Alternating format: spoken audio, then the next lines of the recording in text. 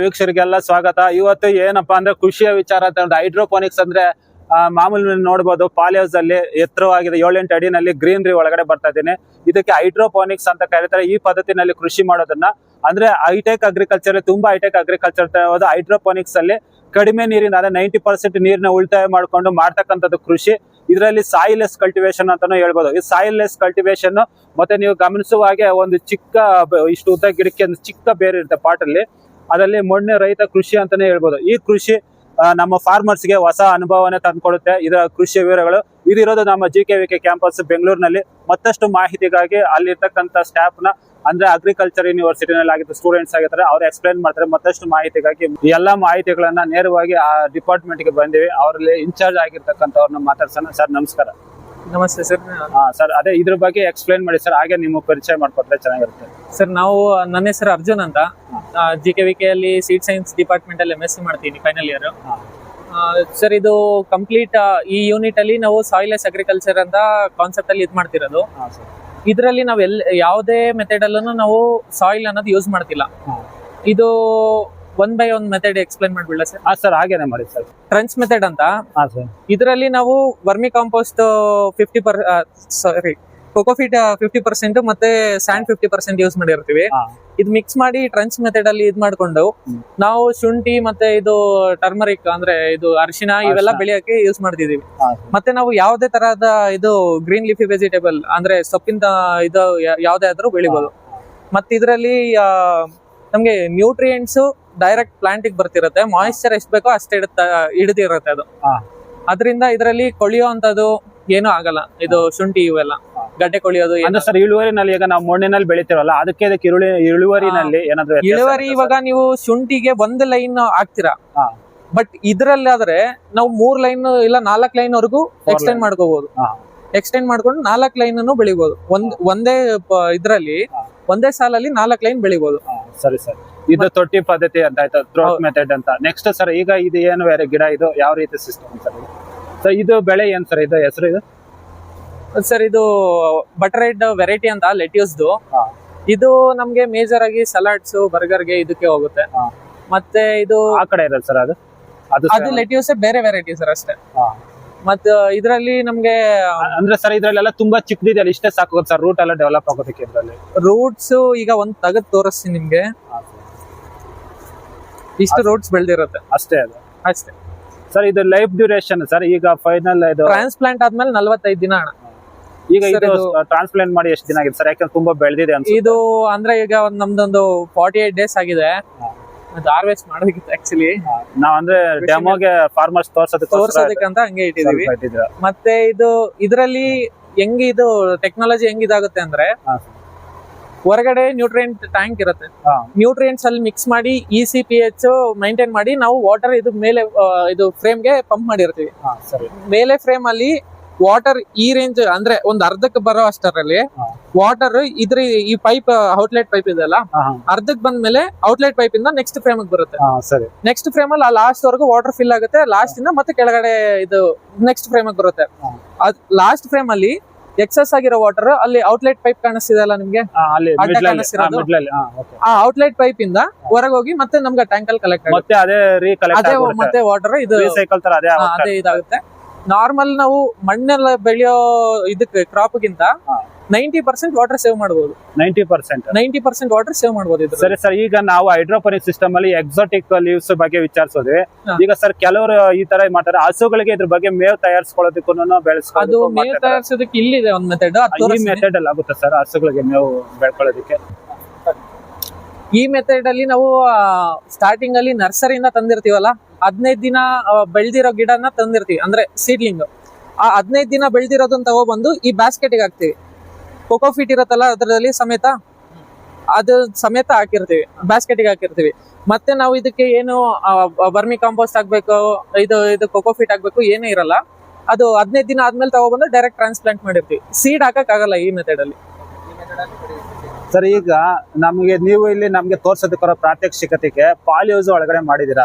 ನಾವು open field ಅಲ್ಲಿ net house ಮಾಡ್ಕೊಂಡು ಏನಾದ್ರು ಮಾಡೋದ್ ಸಾಧ್ಯತೆ ಇರುತ್ತೆ? ಎಕ್ಸಾಟಿಕ್ ಕ್ರಾಪ್ಸ್ ನೆಟ್ ಹೌಸ್ ಅಲ್ಲಿಯೇ ಮಾಡಬೇಕು. ಯಾಕಂದ್ರೆ ನಮ್ಗೆ ಕಂಟ್ರೋಲ್ಡ್ ಎನ್ವಿರಾನ್ಮೆಂಟ್ ಇರಬೇಕು. ಅಂದ್ರೆ ನಮ್ಗೆ ಟೆಂಪರೇಚರ್ ಮತ್ತೆ ಹ್ಯೂಮಿಡಿಟಿ ಇರೋದಲ್ಲ, ಮೈಂಟೈನ್ ಆಗ್ಬೇಕು. ನಾವು ಓಪನ್ ಫೀಲ್ಡ್ ಅಲ್ಲಿ ಅಂದ್ರೆ ಡೇ ಅಲ್ಲಿ ಹೈ ಟೆಂಪರೇಚರ್ ಇರುತ್ತೆ, ನೈಟ್ ಅಲ್ಲಿ ಕಮ್ಮಿ ಆಗುತ್ತೆ, ಮತ್ತೆ ತುಂಬಾ ಹೈ ಟೆಂಪರೇಚರ್ ಇರಬಾರ್ದು, ತುಂಬಾ ಲೋ ಟೆಂಪರೇಚರ್ ಇರಬಾರ್ದು ಎಕ್ಸಾಟಿಕ್ ಕ್ರಾಪ್ಸ್ ಗೆ. ಅದರಿಂದ ಪ್ರೊಟೆಕ್ಟೆಡ್ ಕಲ್ಟಿವೇಶನ್ ಅಲ್ಲೇ ಯೂಸ್ ಮಾಡ್ತೀವಿ. ಹೋಗಿ ಒಂದ್ ಕ್ಲಿಪ್ಪಿಂಗ್ ತಗೊಂಡ್ ಬಂದ್ಬಿಡೋದಕ್ಕೆ ಏನಾದ್ರು ಆಗುತ್ತೆ ಲಾಸ್ಟ್ ಅಲ್ಲಿ? ಹೋಗ್ಬನ್ನಿ. ಆಮೇಲೆ ಸರ್ ಹೇಳಿ. ಇದು nutrient film technology A frame ಅಂತ. ಇದು ಸೇಮ್ ವರ್ಟಿಫೋನಿಕ್ಸ್ ಅಲ್ಲಿ ತೋರಿಸಿದೆಲ್ಲ ಸೇಮ್ ಮೆಥಡ್ ಅಲ್ಲೇ ವರ್ಕ್ ಆಗುತ್ತೆ. ಅಲ್ಲ ಸರ್, ಇದು ವರ್ಟಿಫೋನಿಕ್ಸ್ ಸರ್ ಅದು ಗೊತ್ತಾಯ್ತು ಸರ್. ಬಾಕ್ಸ್ ಅಲ್ಲಿ ಈಗ ಇದು ನ್ಯೂಟ್ರಿಯೆಂಟ್ ಎಲ್ಲ ಫೀಡ್ ಮಾಡ್ತಿರಲ್ವಾ, ಅದ್ರಲ್ಲಿ ನೀರು ಅದೇ ತರ ರಿಟರ್ನ್ ಬರುತ್ತೆ ಸರ್ ಅದು ಕೆಳಗಡೆ? ಬಾಕ್ಸ್ ಅಲ್ಲಿ ಅದು ನಾವು ಅದು ಇದು ಟ್ರಫ್ ಮೆಥಡ್ ಹೇಳ್ತೀರಾ. ಟ್ರಫ್ ಮೆಥಡ್ ಅಲ್ಲಿ ನಾವು ವರ್ಮಿ ಕಾಂಪೋಸ್ಟ್ ಮತ್ತೆ ಇದಾಕಿರ್ತೀವಲ್ಲ, ಎಷ್ಟು ನೀರ್ ಬೇಕೋ ಅಷ್ಟೇ ಪ್ರಮಾಣದಲ್ಲಿ ಕೊಡ್ತಿರ್ತೀವಿ. ಮಾಯಿಶ್ಚರ್ ಹೋಲ್ಡ್ ಆಗಿರುತ್ತೆ ಅದರಲ್ಲಿ, ನೀರು ತುಂಬಾ ನಿಲ್ಲೋವರೆಗೂ ನಾವು ಬಿಡಲ್ಲ ಅದರಲ್ಲಿ. ಅಂದ್ರೆ ಅದು ಸೆನ್ಸರ್ ಬೇಸ್ಡ್ ಇದೇನ ಕೊಡ್ತೀರಾ? ಅಂದ್ರೆ ನಾವು ಅಂದ್ರೆ ನಮ್ಮ ರಫ್ ಸೆನ್ಸರ್ ಆದ್ರೂ ಇದು ಇನ್ಸ್ಟಾಲ್ ಮಾಡ್ಕೋಬಹುದು. ಇಲ್ಲ ಇವಾಗ ನಮ್ಗೆ ಇದಾಗಿದೆ ಅಲ್ಲ, ಅಂದ್ರೆ ಎಕ್ಸ್ಪೀರಿಯನ್ಸ್ ಆದ್ಮೇಲೆ ಎಷ್ಟು ಡ್ಯೂರೇಷನ್ ಅಲ್ಲಿ ವಾಟರ್ ಕೊಟ್ರೆ ಎಷ್ಟು ಇರುತ್ತೆ ಅನ್ನೋದು ನಮ್ಗೆ ಇದಾಗಿರುತ್ತೆ, ಒಂದು ಅಂದಾಜು ಇರುತ್ತೆ. ಅದ್ರ ಮೇಲೆ ಇದ್ ಮಾಡಿರ್ತೀವಿ. ಅದ್ರಲ್ಲೂ ಎಕ್ಸಿಟ್ ವಾಲ್ ಇಟ್ಕೋಬಹುದು. ನಮ್ಗೆ ಎಕ್ಸೆಸ್ ಆಗಿರೋ ವಾಟರ್ ಕೆಳಗಡೆ ಬರುತ್ತೆ. ನೆಕ್ಸ್ಟ್ ನೋಡಬಹುದು ಅಲ್ವಾ ಸರ್? ಹೌದು, ಯಾವ ರೀತಿ ಬರುತ್ತೆ ಅಂತ. ನೀರೆಲ್ಲ ಮತ್ತೆ ಹೋಗಿ ಲಾಸ್ಟ್ ಅಲ್ಲಿ ಮತ್ತೆ ಟ್ಯಾಂಕ್ ರಿಟರ್ನ್ ಬರುತ್ತೆ. ಸರ್ ಇದು ಪಾಟ್ಗಳಲ್ಲಿ ಸ್ಪೈನಚ್ ಅಂದ್ರೆ ಪಾಲಕ್ ಸೊಪ್ಪು ಅಲ್ವಾ? ಎಬಂಡ್ ಫ್ಲೋ ಸಿಸ್ಟಮ್ ಅಂತ ಇದು. ಇದರಲ್ಲಿ ನಾವು ಪಾಟ್ ಅಲ್ಲಿ ನಾವು ಇದಿರತ್ತಲ್ಲ, ಏನು ಕೊಕೋಪೀಟ್, ವರ್ಮಿಕ್ಯುಲೇಟ್ ಇರೆಲ್ಲ ಪರ್ಲೇಟ್ ಯೂಸ್ ಮಾಡ್ಕೋಬಹುದು. ಇದರಲ್ಲಿ ನಾವು ನೀರು ಕೆಳಗಡೆ ಹರಿಸ್ತೀವಿ. ಕೆಳಗಡೆ ನೀರು ಹರಿಸಿದಾಗ ನಮ್ಗೆ ವಾಟರ್ ಈ ರೇಂಜ್ ವರೆಗೂ ಬರುತ್ತೆ. ವಾಟರ್ ಈ ರೇಂಜ್ ವರೆಗೂ ಬಂದ್ಮೇಲೆ ರೂಟ್ ಕೆಳಗಡೆ ಹಿಂಗೆ ಹೋಲ್ಸ್ ಇರುತ್ತೆ ಪಾಟಿಗೆ. ಇದರಿಂದ ವಾಟರ್ ಅಬ್ಸರ್ವ್ ಆಗುತ್ತೆ. ಎಷ್ಟು ಬೇಕೋ ಅಷ್ಟು ಮಾಯಿಶ್ಚರ್ ಇಟ್ಕೊಂಡಿರುತ್ತೆ ಈ ಪಾಟ್ ಅಲ್ಲಿ. ಸರಿ ಸರ್, ಈಗ ರೂಟ್ ಏನೋ ಕೆಳಗಡೆ ಬಂದ್ರೆ ಸರ್ ಚಿಕ್ಕ ಮೊಳಕೆನಲ್ಲಿ ಅದಷ್ಟು ಕೆಳಗಡೆ ಚಿಕ್ಕ ಮೊಳಕೆ ಇದ್ರೂ ಅಷ್ಟೇ ಇದರಲ್ಲಿ ವರ್ಮಿಕ್ಯುಲೇಟ್ ಮತ್ತೆ ಕೊಕೋಫಿಟ್ ಯೂಸ್ ಮಾಡಿರ್ತೀವಲ್ಲ, ಮಾಯಿಶ್ಚರ್ ಕೆಳಗಡೆಯಿಂದ ಮೇಲೆ ಕೇಳ್ಕೊಂಡಿರುತ್ತೆ ಅದು. ಸರ್ ಈ ಕಾನ್ಸೆಪ್ಟ್ ನನ್ನ ಪ್ರಕಾರ ಟೆರೆಸ್ ಗಾರ್ಡನ್ ಶೂಟ್ ಆಗ್ಬೋದು ಅನ್ಸುತ್ತೆ. ಟೆರೆಸ್ ಗಾರ್ಡನ್ ಯೂಸ್ ಮಾಡ್ಬೋದು, ಮನೆಗೆ ಬೇಕಾದ್ರೆ ಬಳಸ್ಕೋಬಹುದು. ನೆಕ್ಸ್ಟ್ ಸರ್ ಈಗ ಅದೇ ಸರ್, ಈಗ ಈ ಸಿಸ್ಟಮ್ ಅಲ್ಲಿ ಏನೆಲ್ಲ ಕ್ರಾಪ್ ನಾವು ಬೆಳ್ಕೋಬಹುದು ಸರ್? ಎಲ್ಲ ಲೀಫಿ ವೆಜಿಟೇಬಲ್ಸ್, ಈಗ ಪಾಲಕ್ ಬೆಳಿಬಹುದು, ಬೇರೆ ನಮ್ಗೆ ಏನ್ ಸೊಪ್ಪು ಬೇಕಿದ್ರು ಬೆಳಿಬಹುದು, ಲೆಟ್ಯೂಸ್ ಬೆಳಿಬಹುದು. ಅಲ್ಲಿ ಕೊತ್ತಂಬರಿ ಬೆಳಿದೀವಿ, ಕೊತ್ತಂಬರಿ ಬೆಳಿಬಹುದು, ಮತ್ತೆ ಸಬೋಕ್ಸಿ ಬೆಳಿಬಹುದು. ಎಲ್ಲ ನಮ್ಗೆ ಗ್ರೀನ್ ಲೀಫಿ ವೆಜಿಟೇಬಲ್ಸ್ ಏನ್ ಬೇಕೋ ಎಲ್ಲ ಬೆಳಿಬಹುದು. ಅವಶ್ಯಕತೆ ಏನಿದೆ ಎಲ್ಲ ಬೆಳಿಬಹುದು ಸರ್. ಈಗ ನಮ್ಗೆ ಈಗ ಕ್ಯಾರೆಟ್ ಆಗಿರ್ಬೋದು, ಮತ್ತೆ ಈ ಗೆಣಸು ಅಂತಾರಲ್ವಾ, ಈ ತರ ಗಡ್ಡೆಗಳು ಬರೋದು, ಅದಕ್ಕೆ ಏನಾದ್ರು ಈ ಸಿಸ್ಟಮ್? ಅದು ಟ್ರಫ್ ಮೆಥಡ್ ಫಸ್ಟ್ ಅಲ್ಲಿ ತೋರಿಸಿದ್ವಲ್ಲ, ಆ ಟ್ರಫ್ ಮೆಥಡ್ ಅಲ್ಲಿ ಬೆಳ್ಕೋಬಹುದು. ಸರ್ ಇದಕ್ಕೆ ಮತ್ತೆ ಈ ಪಾರ್ಟ್ ಸಿಸ್ಟಮ್ ಅಲ್ಲಿ ಬೆಳೆಯೋದಕ್ಕೆ ಇದ್ರಲ್ಲಿ ಹೇಳಿದ್ವಲ್ಲ, ಅದಕ್ಕೆ ಇದಕ್ಕೆ ಡಿಫ್ರೆನ್ಸ್ ಏನ್ ಸರ್? ಈಲ್ಡ್ ಅಲ್ಲಿ ಮತ್ತೆ ಪ್ರದೇಶದಲ್ಲಿ ಏನಾದ್ರು ವರ್ಕೌಟ್ ಆಗುತ್ತಾ ಅದ್ರಲ್ಲಿ? ಅಂದ್ರೆ ಇದರಲ್ಲಿ ನಮ್ಗೆ ಲೇಯರ್ಡ್ ವೈಸ್ ಇದ್ ಮಾಡ್ಕೊಳಕ್ ಆಗಲ್ಲ. ಅದ್ರಲ್ಲಾದ್ರೆ ನಾವು ತುಂಬಾ ಲೇಯರ್ಸ್ ಯೂಸ್ ಮಾಡ್ಕೊಂಡು ಗ್ರೋ ಮಾಡಬಹುದು, ಹೆಚ್ಚಿಗೆ ಈಲ್ಡ್ ತಗೋಬಹುದು. ಇದ್ರಲ್ಲಿ ಒಂದ್ ಸ್ವಲ್ಪ ಹೈಟ್ ಬೆಳೆಯೋ ಕ್ರಾಪ್ಸ್ ಯೂಸ್ ಮಾಡಬಹುದು, ಅಂದ್ರೆ ಬೆಳಿಬಹುದು ಹೈಟ್ ಬೆಳೆಯೋ ಕ್ರಾಪ್ಸ್. ಅದ್ರಲ್ಲಿ ತುಂಬಾ ಹೈಟ್ ಬೆಳೆದಿದೆ ಅಂದ್ರೆ ಬಿದ್ದೋಗುತ್ತೆ. ಅದು ಸೇಮ್ ಇವಾಗ ನೋಡಿದ್ವಲ್ಲ ಆ ತರ ಕ್ರಾಸ್ ಇದೆ ಸರ್. ಅದು ಇದು ಒಳಗಡೆ ಏನಿರಲ್ಲ, ಕ್ಲೇ ಬಾಲ್ಸ್ ಅಂತಾರೆ, ಇಲ್ಲ ಅಂದ್ರೆ ಹೈಡ್ರೋಟೋನ್ಸ್ ಅಂತಾರೆ. ಬರೀ ಇಷ್ಟೇ ಇರುತ್ತೆ ಬುಡ್ದ ಕೆಳಗಡೆ ರೂಟ್ಸ್ ಎಲ್ಲ ಇದ್ರ ಒಳಗಡೆ ಹೋಗುತ್ತೆ. ರೂಟ್ಸ್ ಎಲ್ಲ ನಮ್ಗೆ ಜಸ್ಟ್ ಇದ್ರಲ್ಲಿ ಇಲ್ಲಿ ತೋರಿಸಿ, ಇಲ್ಲಿ ಹೇಳಿ ಸರ್, ಇದ್ರ ಬಗ್ಗೆ ಎಕ್ಸ್ಪ್ಲೇನ್ ಮಾಡಿ ಸರ್. ಇದು ಹೈಡ್ರೋಟೋನ್ಸ್ ಅಂತ, ಇಲ್ಲ ಕ್ಲೇ ಬಾಲ್ಸ್ ಅಂತ ಕರೀತಾರೆ. ಇದ್ರಲ್ಲಿ ವಾಟರ್ ನ ನಾವು ಇದು ಪಂಪ್ ಮಾಡ್ತೀವಲ್ಲ ಹೊರಗಡೆ ನ್ಯೂಟ್ರಿಯೆಂಟ್ ಟ್ಯಾಂಕ್ ಇಂದ, ಅದು ವಾಟರ್ ಇದ್ರ ಮೇಲೆ ಒಂದು ಲೇಯರ್ ಆಗಿ ಫಾರ್ಮ್ ಆಗುತ್ತೆ. ಇದ್ರಲ್ಲಿ ಎಲ್ಲ ಅಬ್ಸರ್ವ್ ಆಗಿರುತ್ತೆ ವಾಟರ್. ಈ ವಾಟರ್ ನ ಯೂಸ್ ಮಾಡ್ಕೊಂಡು ಪ್ಲಾಂಟ್ ಬೆಳೆಯುತ್ತೆ. ಏನೆಲ್ಲ ಬೆಳೆ ಬೆಳಿಬಹುದು ಸರ್ ಇದರಲ್ಲಿ? ಸರ್ ಇದರಲ್ಲಿ ಎಲ್ಲ ಯಾವ್ದೇ ಟೈಪ್ ಆಫ್ ಇದು ವೆಜಿಟೇಬಲ್ಸ್, ಈಗ ಟೊಮೆಟೊ ಬೆಳಿಬಹುದು, ಚಿಲ್ಲಿ ಬೆಳಿಬಹುದು, ಮತ್ತೆ ಇದು ಕೋಸು, ಮತ್ತೆ ಇದು ಗಡ್ಡೆಕೋಸು, ಹೂಕೋಸು ಎಲ್ಲ ಬೆಳಿಬಹುದು ಇದರಲ್ಲಿ. ಅದೇ ಎಕ್ಸಾಂಪಲ್ ಗೆ ಇಂಗ್ಲಿಷ್ ಕುಕುಂಬರ್ ಈಗ ಎಕ್ಸಾಂಪಲ್ ಗೆ ಅಂತ ಹಾಕಿದ್ವಿ, ಯಾಕಂದ್ರೆ ಬಳ್ಳಿ ಬರುವಂತದ್ದು ಅದು ಬೆಳಿಬಹುದು ಹೈಡ್ರೋಫೋನಿಕ್ಸ್ ಅಲ್ಲಿ ಅಂತ ತೋರ್ಸಕ್ಕೋಸ್ಕರ ಇದು ಮಾಡಿದ್ವಿ ಮಾಡೆಲ್. ಸರ್ ನೆಕ್ಸ್ಟ್ ಈ ಕಡೆ ಸರ್, ಇದು ಯಾವ ಸಿಸ್ಟಮ್? ಇದು ಡೀಪ್ ವಾಟರ್ ಸಿಸ್ಟಮ್ ಅಂತ, ಇದು ಆಕ್ವಾಫೋನಿಕ್ಸ್ ಅಂತಾನು ಕರೀತಾರೆ. ಇದರಲ್ಲಿ ನಾವು ನೀರು ತೋರಿಸಿರ ಈ ಕಡೆ ಅಂದ್ರೆ ಫ್ಲೋಟಿಂಗ್ ಸರ್, ವಾಟರ್ ಮೇಲೆ ಫ್ಲೋಟಿಂಗ್ ಬೋಟ್ಸ್ ಇರುತ್ತೆ. ಇದು ಫ್ಲೋಟಿಂಗ್ ಬೋಟ್ ಅಲ್ಲಿ ಬೆಳೆಯೋದು. ಇದರಲ್ಲಿ ನಾವೇನ್ ಮಾಡ್ತೀವಿ, ನಾವು ಟ್ರಾನ್ಸ್ಪ್ಲಾಂಟ್ ಅಂದ್ರೆ ನರ್ಸರಿಯಲ್ಲಿ ಗಿಡ ದೊಡ್ಡದಾದ್ಮೇಲೆ, ಅಂದ್ರೆ ಬೀಜದಿಂದ ಗಿಡ ಆದ್ಮೇಲೆ 15 ದಿವಸ ಇಲ್ಲ 20 ದಿವಸ ಆಗಿರೋ ಗಿಡ ತಗೊಬಂದು ಈ ಬಕೆಟ್ಸ್ ಎಲ್ಲ ಹಾಕಿರ್ತೀವಿ. ಈ ಬಕೆಟ್ಸ್ ಅಲ್ಲಿ ಹಾಕದ್ಮೇಲೆ ಇದನ್ನ ಡೈರೆಕ್ಟ್ ಇದ್ರಲ್ಲಿ ಇದ್ ಮಾಡ್ಬಿಡ್ತೀವಿ. ಇದ್ರಲ್ಲಿ ಇನ್ನೊಂದ್ ಏನ್ ಅಡ್ವಾಂಟೇಜ್ ಅಂದ್ರೆ, ನಾವು ಹೊರಗಡೆ ನ್ಯೂಟ್ರಿಯೆಂಟ್ಸ್ ಟ್ಯಾಂಕ್ ಇದ್ ಮಾಡಿರ್ತೀವಲ್ಲ, ಅದ್ರಲ್ಲಿ ಮೀನ್ ಬಿಡ್ಬೋದು. ಮೀನು ಬಿಟ್ಟಿರೋದು ಅದು ಅಂದ್ರೆ ಅದು ಮೀನು ಇದು ಎಕ್ಸ್ಕ್ರೀಟ ಇರುತ್ತಲ್ಲ, ಅದನ್ನ ಮತ್ತೆ ಇದಕ್ಕೆ ಪಂಪ್ ಮಾಡ್ತೀವಿ. ಆ ಪಂಪ್ ಮಾಡಿರೋದನ್ನ ಮತ್ತೆ ನಾವು ಇದು ನ್ಯೂಟ್ರಿಯೆಂಟ್ಸ್ ಚೆಕ್ ಮಾಡ್ಕೊಂಡು ಯಾವ ಎಸೆನ್ಷಿಯಲ್ ನ್ಯೂಟ್ರಿಯೆಂಟ್ಸ್ ಇದೆ ಅದನ್ನ ಮತ್ತೆ ಆಡ್ ಮಾಡ್ಕೊಂಡು ECPH ಮ್ಯಾನೇಜ್ ಮಾಡ್ಕೊಂಡು ಇದರಲ್ಲಿ ಮತ್ತೆ ವಾಟರ್ ಫಿಲ್ ಮಾಡ್ತೀವಿ. ಈ ರೇಂಜ್ ವಾಟರ್ ಫಿಲ್ ಆಗಿರುತ್ತೆ ಯಾವಾಗ್ಲೂ ಇಷ್ಟಿದ್ದೇ ಇರುತ್ತೆ. ನಮ್ಗೆ ಹಾರ್ವೆಸ್ಟ್ ಮಾಡೋವರೆಗೂ ಇದೇ ತರ ಫ್ಲೋಟಿಂಗ್ ಅಲ್ಲೇ ಇರುತ್ತೆ ಸರ್. ಫ್ಲೋಟಿಂಗ್ ಅಲ್ಲೇ ಇರುತ್ತೆ. ಅದು ಪ್ಲಾಂಟ್ಸ್ ವಾಟರ್ ಯೂಸ್ ಮಾಡ್ಕೊಂಡು ವಾಟರ್ ಲೆವೆಲ್ ಕಮ್ಮಿ ಆದಂಗೆಲ್ಲ ನಾವು ವಾಟರ್ ಇನ್ಕ್ರೀಸ್ ಮಾಡ್ತಾ ಇರ್ಬೇಕು. ಸರ್ ಈ ಕಡೆ ಏನು ವೆರೈಟಿ ಸರ್, ಇದು ಗಿಡ ವಿಶೇಷ ಕಾಣಿಸ್ತಾ ಇದೆ. ಇದು ಲೆಟ್ಯೂಸ್, ಇದು ವಾಟರ್ ಸ್ಪಿನಾಚ್ ಅಂತೀವಿ. ಪಾಲಕದು ಡಿಫ್ರೆಂಟ್ ವೆರೈಟಿ ಇದು. ಅಂದ್ರೆ ಈಗ ನಮ್ಮ ರೈತರಿಗೆ ಇನ್ನೂ ಅದು ಪರಿಚಯ ಆಗಿಲ್ಲ. ಇಲ್ಲ, ಅಷ್ಟೊಂದಿಲ್ಲ. ಈಗ ಪರಿಚಯ. ಇದು ಸ್ವಲ್ಪ ತೋರಿಸಿ ಕ್ಲಿಪ್ ಇದು ಈ ಕಡೆ ಇದು ಸರ್ ಸೆಲರಿ ಅದು ಬರ್ಗರ್ಗೆ ಯೂಸ್ ಮಾಡ್ತಾರಲ್ಲ ಸರ್. ಅದು ಇದು ಸಲಾಡ್ಸ್ಗೆ ಇದಕ್ಕೆಲ್ಲ ಹೋಗ್ತಿರುತ್ತೆ. ಸೊ ಇದು ಈಗ ಆಲ್ಮೋಸ್ಟ್ ಎಲ್ಲ ಹಾರ್ವೆಸ್ಟ್ ಮಾಡ್ಬಿಟ್ಟಿರ್ಬೇಕಲ್ವಾ ಈ ಸ್ಟೇಜ್ಗೆ? ಇದು ಹಾರ್ವೆಸ್ಟ್ ಆಗಿರ್ಬೇಕಿತ್ತು. ನಾವು ಕೃಷಿ ಮೇಳಗೋಸ್ಕರ ಹಂಗೆ ಇಟ್ಟಿದೀವಿ. ಇದು ಸೊ ಇದು ಸ್ಮೆಲ್ ಸ್ವಲ್ಪ ಕೊತ್ತಂಬರಿ ಸೊಪ್ಪು ಬರ್ತಾ ಇದೆ. ರವಿ ಅವರು ಇಲ್ಲಿಗೆ ಬನ್ನಿ, ಪಾಸ್ ಮಾಡ್ಕೊಂಡು ಇಲ್ಲಿಗೆ ಬನ್ನಿ. ಬೇರೆ ರೂಟ್ ತೋರಿಸಿರತ್ತೆ. ಡೀಪ್ ವಾಟರ್ ಸಿಸ್ಟಮ್ ಅಲ್ಲಿ ಇಷ್ಟು ಬಂದಿರುತ್ತೆ ರೂಟ್ಸ್. ವೆಯ್ಟ್ ಎಷ್ಟು ಬರುತ್ತೆ ಸರ್ ಇದು ನೀವು ಎತ್ಕೊಂಡಿರೋದು? ಅಂದ್ರೆ ಇದು ಡಿಪೆಂಡ್ ಆಗುತ್ತೆ ಸರ್, ನಾವು ಯಾವ ಕ್ರಾಪ್ ಬೆಳಿತೀವಿ ಅದ್ರ ಮೇಲೆ. ಅಲ್ಲ, ನೀವು ಒಂದೇ ಸೈಡ್ ಅಲ್ಲಿ ಎತ್ಕೊಂಡ್ಬಿಟ್ರಲ್ಲ ಅದಕ್ಕೆ ಕೇಳಿದೆ. ಕಮ್ಮಿನೇ ಇರುತ್ತೆ ಸರ್. ಇದೆಲ್ಲ ಥರ್ಮೋಕೋಲ್ ಇದ್ದಂಗೆ ಇರುತ್ತೆ. Floating boards. Salary sir. ಇದು ಮತ್ತೆ ಹಾರ್ವೆಸ್ಟ್ ಮಾಡಿದಾಗ ಮತ್ತೆ ಇದು ರೀಗ್ರೋತ್ ಆಗುತ್ತೆ ಸರ್ ಇದು, ಅಥವಾ ಇಲ್ಲ? ಇಲ್ಲ, ಇದು ನಾವು ಮಲ್ಟಿ ಕಟ್ಸ್ ಆಗಿ ಯೂಸ್ ಮಾಡೋ ವೆರೈಟೀಸ್ ಬಂದಿದೆ. ಮಲ್ಟಿ ಕಟ್ ಆದ್ರೆ ಯೂಸ್ ಮಾಡಬಹುದು, ಸಿಂಗಲ್ ಕಟ್ ಆದ್ರೆ ಯೂಸ್ ಮಾಡಬಹುದು. ಸರ್ ಆ ಕಡೆ ಅದು ಎಕ್ಸ್ಪ್ಲೈನ್ ಮಾಡ್ತೀನಿ. ಮೆಥಡ್ ಅಲ್ಲೇ ನಾವು ಮೈಕ್ರೋಗ್ರೀನ್ಸ್ ಆಗಿ ಬೆಳಿಬಹುದು. ಇದರಲ್ಲಿ ಜೋಳ ಹಾಕಿ ನಾವು ನೀರ್ ಬಿಟ್ಟಿರ್ತೀವಿ.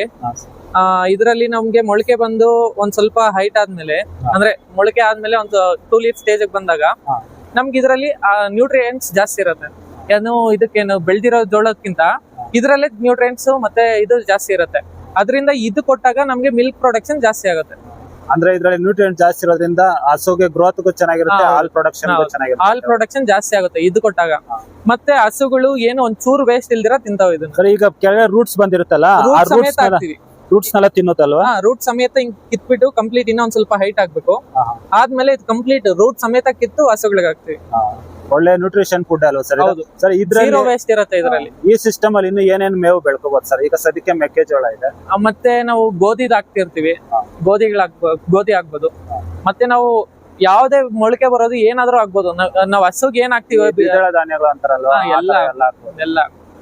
ಇದು ಮತ್ತೆ ಮೈಕ್ರೋಗ್ರೀನ್ಸ್ ಬೇರೆ ಇದರಲ್ಲಿ ಮಾಡ್ತೀವಿ. ಹೆಂಗ ರಾಡಿಶ್ ಅಂದ್ರೆ ಮೂಲಂಗಿ ಮತ್ತೆ ಸಾಸಿವೆ, ಇದ್ರಲ್ಲೆಲ್ಲ ಮೈಕ್ರೋಗ್ರೀನ್ಸ್ ಮಾಡ್ತೀವಿ. ಅದು ಇದು ಹ್ಯೂಮನ್ ಕನ್ಸಂಪ್ಷನ್ ಗೆ. ಅದನ್ನು ಅಷ್ಟೇ ಇಷ್ಟು 2 ಲೀಫ್ ಸ್ಟೇಜ್ ಬಂದ್ಮೇಲೆ ಅದನ್ನ ಹಾರ್ವೆಸ್ಟ್ ಮಾಡಿ ಸಲಾಡ್ಸ್ ಗೆ ಮತ್ತೆ ಎಲ್ಲ ಯೂಸ್ ಮಾಡ್ತೀರಾ. ಅದಕ್ಕೂ ತುಂಬಾ ಡಿಮ್ಯಾಂಡ್ ಇದೆ. ಅದ್ರಲ್ಲೂ ಹೈಲಿ ನ್ಯೂಟ್ರಿಷಿಯಸ್. ದೊಡ್ಡ ರಾಡಿಶ್ ದೊಡ್ಡದಾದಕ್ಕಿಂತ ಮೊಳಕೆದ್ರಲ್ಲಿ ನ್ಯೂಟ್ರಿಷನ್ ಜಾಸ್ತಿ ಇದೆ. ಅಂದ್ರೆ ಸರ್ ನಾವ್ ಇದನ್ನೆಲ್ಲ ಮಾಡ್ಬೇಕಾದ್ರೆ ನಾವು ಮಾರ್ಕೆಟಿಂಗ್ ನೋಡ್ಕೊಂಡೆ ಇದನ್ನೆಲ್ಲ ಇದ್ ಮಾಡ್ಕೋಬೇಕು. ಅವೈಲೇಬಿಲಿಟಿ ಎಷ್ಟಿದೆ ಅಷ್ಟು ಬೆಳ್ಕೋಬೇಕು ಸರ್. ಇದು ಯಾವ ಸಿಸ್ಟಮ್ ಅಂತ? ಈಗ ನಾವು 4 ಟೈಪ್ಸ್ ಆಫ್ ನೋಡಿದ್ರೆ ಹೈಡ್ರೋಫೋನಿಕ್ಸ್, ಇದು ಯಾವ ಸಿಸ್ಟಮ್? ಇದು ಏರೋಫೋನಿಕ್ಸ್ ಅಂತ. ಇದು ಏರೋಫೋನಿಕ್ಸ್ ಅಲ್ಲೇ 2 ಮೆಥಡ್ ಇದೆ. ಅಂದ್ರೆ 2 ಡಿಫ್ರೆಂಟ್ ಮಾಡೆಲ್ಸ್ ಇದೆ ಅಷ್ಟೇ. ಏರೋಫೋನಿಕ್ಸ್ ಅಲ್ಲಿ ಇದರಲ್ಲಿ ವಾಟರ್ ನಿಲ್ಲಲ್ಲ, ಎಲ್ಲೋ ಕೆಳಗಡೆ ಟ್ಯಾಂಕ್ ಬಂದು ಸ್ಟೋರ್ ಆಗಿರುತ್ತೆ. ವಾಟರ್ ಕೆಳಗಡೆ ಸ್ಟೋರ್ ಆಗಿರುತ್ತೆ. ಇದೇ ವಾಟರ್ ಮೇಲ್ ಪಂಪ್ ಆಗ್ತಿರುತ್ತೆ. ಇಲ್ಲಿ ಮೇಲ್ ಪಂಪ್ ಆಗ್ತಿದೆ ನೋಡಿದ್ರ, ಮೇಲ್ಗಡೆ ಮಿಡ್ಲಲ್ಲಿ ಪಂಪ್ ಆಗ್ತದೆ. ಇನ್ನ ಹತ್ರಕ್ಕೆ ಬಾ, ಇಲ್ಲಿಗೆ ಬನ್ನಿ. ವಾಟರ್ ಇಲ್ಲಿ ಪಂಪ್ ಆಗ್ತಿದೆ. ಮತ್ತೆ ವಾಟರ್ ಇಲ್ಲಿ ನೋಡಿ ಹಿಂಗೆ ಕೆಳಗಡೆ ಹಿಂಗೆ ಬರ್ತಾ ಇರತ್ತೆ. ಅಷ್ಟರಲ್ಲೇ ಲಾಸ್ಟ್ ಅಲ್ಲಿ ಇದು ಮಾತ್ರ ಇದಕ್ಕೆ ಟಚ್ ಆಗ್ತಿರತ್ತೆ ರೋಡ್ಸ್ಗೆ. ಆ ಝೋನ್ ಇಂದ ವಾಟರ್ ಇದಾಗುತ್ತೆ. ಇದ್ರಲ್ಲಿ ಏನೇನು ಗಿಡಗಳನ್ನ ಬೆಳೆಸಬಹುದು ಸರ್? ಸೊ ಆಲ್ಮೋಸ್ಟ್ ಅಲ್ಲಿ ಏನು ದಂಟಿನ ಸೊಪ್ಪು ಏನೋ ಬೆಳೆಸಿದೀರಾ ಆ ಕಡೆ? ಎಲ್ಲ ಬೆಳಿಬಹುದು ಸರ್ ಈ ಮೆಥಡ್ ಅಲ್ಲೂ. ಇವಾಗ ನಾವು ಸೌತೆಕಾಯಿ ಬೆಳೆಸಿದೀವಿ. ಸೌತೆಕಾಯಿ ಬೆಳೆದಿದ್ದೀರಾ? ಇಲ್ಲಿ ಸೌತೆಕಾಯಿ ಗಿಡ ಹಾಕಿದೀವಿ ನಾವು. ಮೇಲಕ್ಕೆ ಇದಕ್ಕೆ ಸಪೋರ್ಟ್ ಕೊಟ್ಟು ಏನಾದ್ರೂ ಕಟ್ರಿ ಏನಾದ್ರೂ ಬೆಳಿಬಹುದು ಇದ್ರಲ್ಲ. ಆಲ್ಮೋಸ್ಟ್ ನೋಡಿ, ನಮ್ಮ ವೀಕ್ಷಕರು ಗಮನಿಸಿ, ಕೊತ್ತಂಬರಿ ಸೊಪ್ಪಿದೆ, ಪಾಲಕ್ ಸೊಪ್ಪಿದೆ, ಸಬ್ಬಕ್ಕಿ ಸೊಪ್ಪಿದೆ, ಸೌತೆಕಾಯಿ ಗಿಡ ಇದೆ. ಇಲ್ಲಿ ಕೆಳಗಡೆ ಒಟ್ಟು 5 ಕ್ರಾಪ್ಗಳನ್ನ ಒಂದೇ ಇದ್ರಲ್ಲೇ ಬೆಳೆಸ್ಕೊಂಡಿದ್ದಾರೆ. ಇದು ಅದ್ಭುತ ಅಂತಾನೆ ಹೇಳ್ಬೋದು. ಸಾಯಿಲೆಸ್ ಕಲ್ಟಿವೇಶನ್ ಅಲ್ಲಿ ಇನ್ನೇನು ಸಾಕಾಗುತ್ತಾ? ಅದು ಮಾಮೂಲಿ ಇದೇ ಸಿಸ್ಟಮ್ ಅಲ್ಲಿ ಅದನ್ನ ಬೆಳೆಸ್ಕೊಂಡಿದ್ದಾರೆ ಸರ್. ಅದೇನ್ ಗಿಡ ಆಗ್ತಾ ಇರೋದು? ಬೇಸಿಲ್ ಸೊಪ್ಪು ಸರ್. ಇದು ಬೇಸಿಲ್. ಇದೆಲ್ಲ ಎಕ್ಸೋಟಿಕ್ ವೆಜಿಟೇಬಲ್ಸ್ ಗೆ ಲೀಫ್ ಅಲ್ಲಿ ಬರ್ತಕ್ಕಂಥದ್ದು ಸರ್.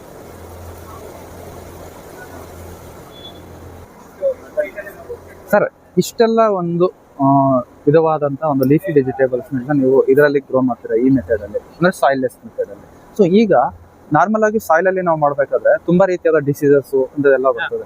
ನಾರ್ಮಲ್ ಆಗಿ ನಾವು ಸಾಯಿಲ್ ಅಲ್ಲಿ ಮಾಡ್ಬೇಕಾದ್ರೆ ನೀರೆಲ್ಲ ಇಂಗುತ್ತೆ, ಎಲ್ಲ ಅದಾಗುತ್ತೆ. ಬಟ್ ಆದ್ರೇನು ಒಂದೊಂದ್ಸರ್ತಿ ಏನಾಗುತ್ತೆ, ನೀರು ಯಥೇಚ್ಛ ಆದಾಗ ಒಂದ್ ಸ್ವಲ್ಪ ಡಿಸೀಸಸ್ ಎಲ್ಲ ಜಾಸ್ತಿ ಬರುತ್ತೆ. ಸೊ ಈ ಒಂದು ಪದ್ಧತಿಯಲ್ಲಿ ಕಂಟಿನ್ಯೂಸ್ ಆಗಿ ನೀರಲ್ಲಿ ಇರ್ತದಲ್ವಾ, ಸೊ ಇದಕ್ಕೇನೋ ಡಿಸೀಸಸ್ ಬರೋದಿಲ್ವಾ ಅಂತ. ಈಗ ಮಣ್ಣಿಂದ ಬರೋದು ಸಾಯಿಲ್ ಬಾಂಡ್ ಡಿಸೀಸಸ್ ಅಂತಾರಲ್ಲ, ಅದು ಯಾವ್ದು ಬರಕ್ ಚಾನ್ಸೇ ಇಲ್ಲ. ಯಾಕಂದ್ರೆ ಎಲ್ಲೂ ಮಣ್ಣೆ ಯೂಸ್ ಮಾಡ್ತಿಲ್ಲ ನಾವು. ಮತ್ತೆ ಇದು ಪ್ರೊಟೆಕ್ಟೆಡ್ ಕಲ್ಟಿವೇಶನ್ ಅಲ್ಲಿ ಯೂಸ್ ಮಾಡ್ತಿರ್ತೀವಿ, ಅಂದ್ರೆ ಶೇಡ್ ನೆಟ್, ಅಂದ್ರೆ ಗ್ರೀನ್ ಹೌಸ್ ಒಳಗಡೆನೆ ಯೂಸ್ ಮಾಡ್ತೀವಿ. ಇದು ಗ್ರೀನ್ ನೆಟ್ ಒಳಗಡೆ ಬೆಳೆದಾಗ ಏನಾಗುತ್ತೆ, ನಮ್ಗೆ ಟೆಂಪರೇಚರ್ ಮೇಂಟೈನ್ ಮಾಡ್ತೀವಿ, ಹ್ಯೂಮಿಡಿಟಿ ಮೇಂಟೈನ್ ಮಾಡ್ತೀವಿ. ಅದರಿಂದ ನಮ್ಗೆ ಟೆಂಪರೇಚರ್ ಹ್ಯೂಮಿಡಿಟಿ ಮೇಂಟೈನ್ ಮಾಡಿದೀವಿ ಅಂದ್ರೆ 90% ಆಫ್ ದಿ ಡಿಸೀಸಸ್ ಕಂಟ್ರೋಲ್ ಆಗುತ್ತೆ. ಮತ್ತೆ ಪ್ರೊಟೆಕ್ಟೆಡ್ ಇರುತ್ತಲ್ಲ ಇದ್ರ, ಅದರಿಂದ ಹೊರಗಡೆಯಿಂದ ಬರೋ ಇನ್ಸೆಕ್ಟ್ಸ್ ಗೆ ಅವಕಾಶನೇ ಇಲ್ಲ ಇಲ್ಲಿ. ಅದರಿಂದ ನಮ್ಗೆ ಇನ್ಸೆಕ್ಟ್ ಅಂದ್ರೆ ಇದು ಕೀಟಗಳ ಕಾಟ ಇರಲ್ಲ. ಆ ಡಿಸೀಸಸ್ ಗೆ ಹ್ಯೂಮಿಡಿಟಿ ಮತ್ತೆ ಟೆಂಪರೇಚರ್ ಮೇಂಟೈನ್ ಮಾಡ್ತಿದೀವಿ. ಸೊ ಈಗ ನೀವ್ ಹೇಳೋದ್ ಪ್ರಕಾರ ಒನ್ಸ್ ಈ ಒಂದು ಬೆಳೆಗೆ ಇಷ್ಟು ಟೆಂಪರೇಚರ್ ಇರಬೇಕು ಅಂತ ಫಿಕ್ಸ್ ಮಾಡ್ಕೊಂಡ್ರೆ ಅದೇ ಟೆಂಪರೇಚರ್ ಇದನ್ನ ಮೇಂಟೈನ್ ಆಗ್ತಿರುತ್ತೆ.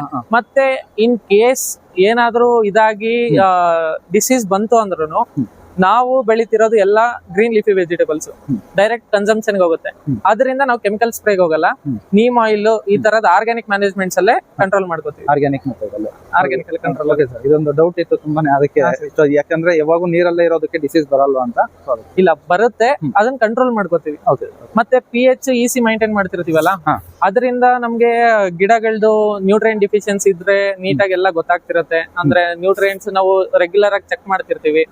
ಅದರಿಂದ ಏನ್ ಬೇಕು ಏನ್ ಬೇಡ ನೀವು ಗಿಡಕ್ಕೆ ಎಲ್ಲ ನಾವು ಚೆಕ್ ಮಾಡ್ಕೊಂಡು ಇದ್ ಮಾಡ್ತಿರ್ತೀವಿ. ಓಕೆ ಸರ್, ಇದು ಬಂದು ಒಂದ್ ಸ್ವಲ್ಪ ಹೇಳೋದಾದ್ರೆ ಒಂದು ಕಾಸ್ಟ್ಲಿ ಆದ ಒಂದು ಇದು ಇನ್ವೆಸ್ಟ್ಮೆಂಟ್ ಜಾಸ್ತಿ ಬೇಕು. ಐ ಇನ್ವೆಸ್ಟ್ಮೆಂಟ್ ಕ್ರಾಪ್ ಸ್ಟಾರ್ಟಿಂಗ್ ಅಂದ್ರೆ ಐ ಇನ್ವೆಸ್ಟ್ಮೆಂಟ್ ಟೆಕ್ನಾಲಜಿ ಸ್ಟಾರ್ಟಿಂಗ್ ಅಲ್ಲಿ ಇನ್ವೆಸ್ಟ್ಮೆಂಟ್ ಬಹಳ ಬೇಕಾಗುತ್ತೆ.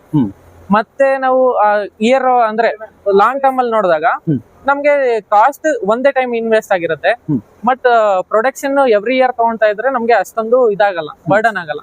ಪ್ರತಿಯೊಂದು 45 ದಿನಕ್ಕೆ 50 ದಿನದೊಳಗಡೆ ಒಂದೊಂದು ಕ್ರಾಪ್ ಬರ್ತಾನೆ ಇರ್ತದೆ. ಅದರಿಂದ ನಾವು ರೊಟೇಷನ್ ಮಾಡ್ಕೊತಾ ಹೋಗ್ಬೋದು. ಸೊ ಮಾರ್ಕೆಟಿಂಗ್ ವಿಚಾರ ಪಕ್ಕ ಇರಬೇಕು ಇದಕ್ಕೆ. ಓಕೆ ಸರ್, ನಮ್ಮ ಚಾನೆಲ್ ನಲ್ಲಿ ಸುಮಾರು ಕ್ರಾಪ್ಸ್ ಬಗ್ಗೆ, ಫಾರ್ಮರ್ಸ್ ಬಗ್ಗೆ ಇನ್ಫಾರ್ಮೇಶನ್ ಕೊಟ್ಟಿದ್ದೀವಿ. ಅಂದ್ರೆ ಹೈಡ್ರೋಫೋನಿಕ್ಸ್ ಬಗ್ಗೆ ಇನ್ಫಾರ್ಮೇಶನ್ ಕೊಟ್ಟಿದ್ದೀವಿ, GKVK ಮುಖಾಂತರ ಅದನ್ನು ಆಸೆ ತೀರಿಸ್ಕೊಂಡಿದ್ದೀವಿ. ಇಷ್ಟು ಮಾಹಿತಿ ಕೊಟ್ಟಿದ್ದಕ್ಕೆ ನಮ್ಮ ಕಡೆಯಿಂದ ನಮ್ಗೆ ಥ್ಯಾಂಕ್ ಯು ಸರ್, ತುಂಬಾ ಧನ್ಯವಾದಗಳು. ಧನ್ಯವಾದ.